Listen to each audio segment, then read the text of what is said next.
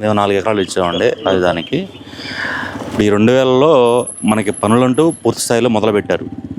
గత ప్రభుత్వం చేసిన విధ్వంసాన్ని సరి చేసుకోవడానికి ఒక 5-6 నెలలు టైం పోయింది.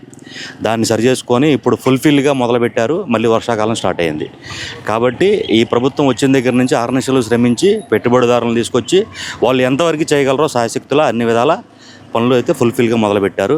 మాకైతే ఈ 3 సంవత్సరాల్లో రిటర్నబుల్ ప్లాట్లు ఇచ్చి పూర్తి స్థాయిలో రైతులకు మాకు అప్పచెప్పాల్సిన చెప్తారనేది పూర్తి నమ్మకం ఉంది. ఎక్కడికక్కడికి ప్రైమ్ ఏరియాలను ఇచ్చారండి. ఏ విలేజ్కి ఆ విలేజ్కి దగ్గరలోనే దగ్గరలోనే ప్రైమ్ లొకేషన్లో ఇచ్చారు. అవన్నీ ఉత్త అపోహలు. జనాన్ని ఊరక కన్ఫ్యూజన్ క్రియేట్ చేసి ఇట్లా చెప్తే ఏదన్నా ఇదైద్దనే ఉద్దేశంతో చేయటమే తప్ప ఎవరికి ఎక్కడ అనుకూలంగా ఉంటుందో ఏ విలేజ్కి దగ్గరలో ఆ విలేజ్కి మంచి ఏరియాల్లోనే మన ప్లాట్లు ఇచ్చారు, రిటర్నబుల్ ప్లాట్లు ఇచ్చారు. అవన్నీ ఉత్త జనాన్ని అపోహలకు క్రియేట్ చేసి ప్రాంతాల మధ్య విద్వేషాలు రెచ్చగొట్టడానికి చేసే ప్రచారాలు తప్ప ఇవి కేవలం అతను ఇప్పుడు ఒక మాట మీద నిలబడ్డాడు అనుకోవడానికి గతంలో వైజాగ్ రాజధాని అన్నాడు, అక్కడ అయిపోయింది. తర్వాత 3 రాజధానులు అన్నాడు, అదే అయిపోయింది.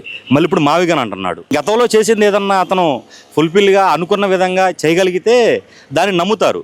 అతను ఒక మాట మీద ఉండలేదు, ఒక దీంట్లో ఉండలేదు. ఎప్పుడు ఎట్లా అవకాశం ఉంటే అట్లా మాట్లాడుతున్నాడు తప్పితే జనాన్ని కన్ఫ్యూజన్ క్రియేట్ చేసి ఈ పెట్టుబడిదారులను రాకుండా ఇక్కడ రాజధాని మీద ఒక క్రియేటివిటీ చేసి జనాల్లో ఒక అపోహలు సృష్టించడానికి చేసే ప్రయత్నాలు తప్ప అతను ఏమీ చేయడానికి ఇది కాదు, అతని వల్ల కాదు. కానీ జనాన్ని మాత్రం కన్ఫ్యూజన్ క్రియేట్ చేసి ప్రాంతాల మధ్య విద్వేషాలు రెచ్చగొట్టడానికి ఇలాంటివన్నీ గత 5 సంవత్సరాల్లో జరిగిన అతను చేసిన విధ్వంసం వల్లే ఇప్పుడు ఇదంతా జరుగుతుంది.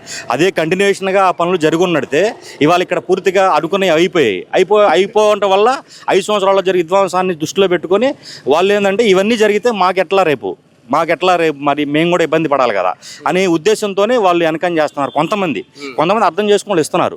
అర్థం చేసుకోవడం లేదంటే గతంలో జరిగిన విధంగా జరిగితే మా పరిస్థితి ఏంది, అది కూడా అతను చేసిందేగా. అతను చేసి ఉండకపోతే ఈరోజు ఈ రాజధాని ఇట్లా ఉండదుగా, ఇంత విధ్వంసం అవ్వదు కదా. అది దృష్టిలో పెట్టుకుని వాళ్ళు చేసిన విధ్వంసం వల్లే అవతల వాళ్ళకి అపోహ వచ్చింది. అదే ఫుల్ఫిల్గా జరిగి ఉన్నడితే వాళ్ళు భయపడరుగా. ఇప్పుడు పనులు అయి ఉండేవి, వాళ్ళు ఇచ్చేసేవాళ్ళుగా.